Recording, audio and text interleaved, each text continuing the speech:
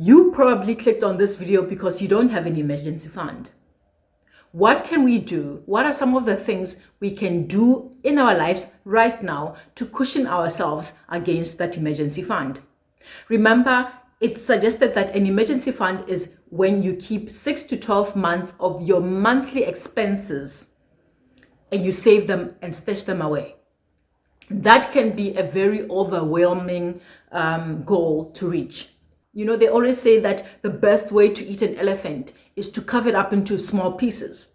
Why don't we break this goal up into little pieces so that we have little wins along the way, little milestones that we reach that can then motivate us. And at the end, we find that we have some sort of cushion against future emergencies. I want us to build buffers in our lives. I want us to build cushions in our lives so that when emergencies happen, and that they will, it's inevitable.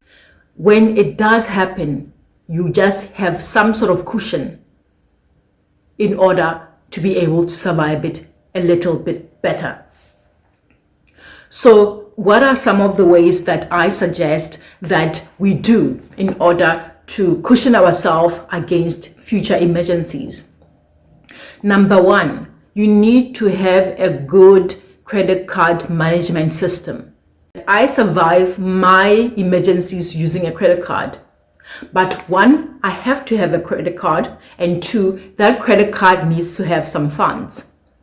You cannot not have savings and have your credit card used up. People paint credit cards as this bad thing. I don't think credit cards are a bad thing. I have credit cards, but I don't use my credit cards just as a way of getting each and every single thing out there that I need. If you do not have a good relationship with credit cards, then that's another pit hole that you are making yourself fall into. You don't have an emergency fund. Your credit card is used up. What are you going to do when there's an emergency? So that's my advice to you. If you don't have an emergency fund, you better make sure that you also, your credit card is in good standing. That's the first thing. All right. But what are the other things that you can do outside of credit? For me, I have decided that I am going to put my things into categories. So usually they say save 6 to 12 months of your monthly expenses as an emergency fund. I've decided that I'm going to take each category of my expenses and try to save towards that. Let me give this an example. You guys know that I have started food stockpiling. If you haven't seen those videos, I will pin them up here, but these are the videos that I'm talking about. Please go watch those if you haven't started. But I have started food stockpiling. So I've decided that I'm going to break my monthly expenses into categories. I know how much food I need in a month. So I'm going to first start off by building 3 months of food supply in my house.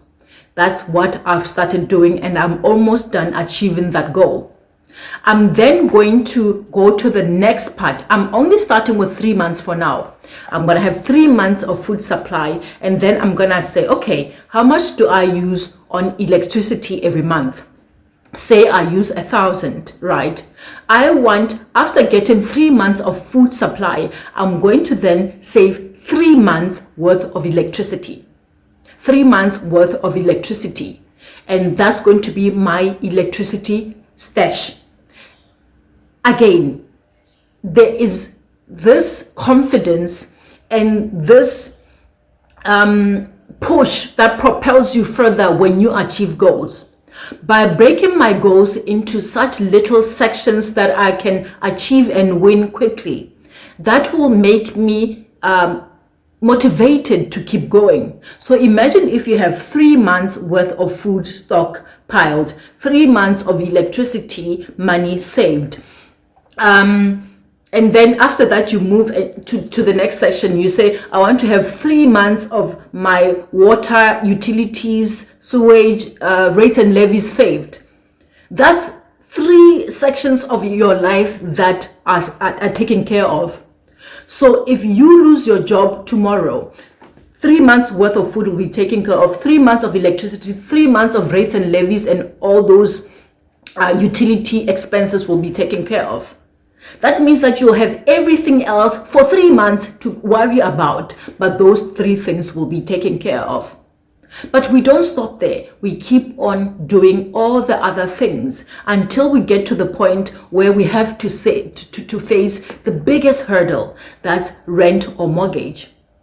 That should be the one that at the end you start to work towards, and you say, you know what, I want to get to the point where I have 3 months worth of my mortgage saved up. That you don't even have to put in your savings account. You can pay towards your mortgage and have an excess account.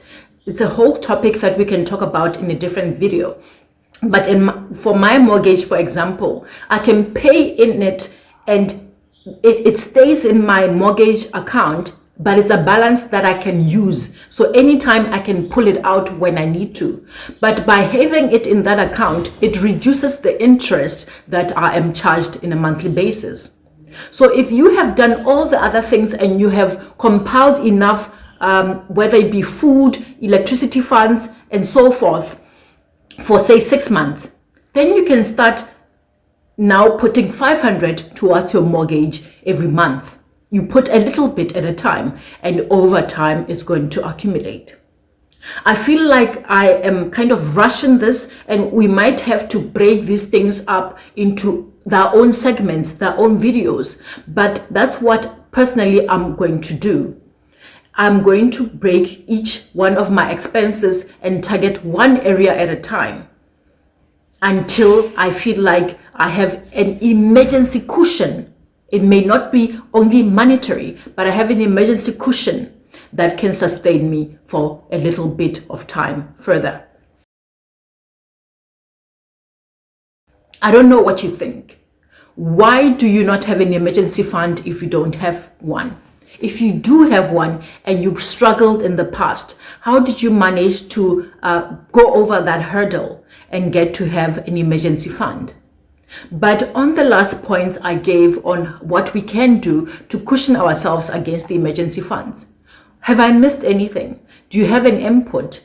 Do you think there's something else we could be doing? What are your suggestions? Let's talk in the comment section. Let's discuss it. And like we always do, let's be respectful, because your input, your experience might help the next person out there. And that's exactly what I love about this community, the input we get from other people's experiences. Guys, thank you so much for being here. I look forward to conversing with you in the comment section. And until the next time, be blessed and start building that emergency cushion. See you next time.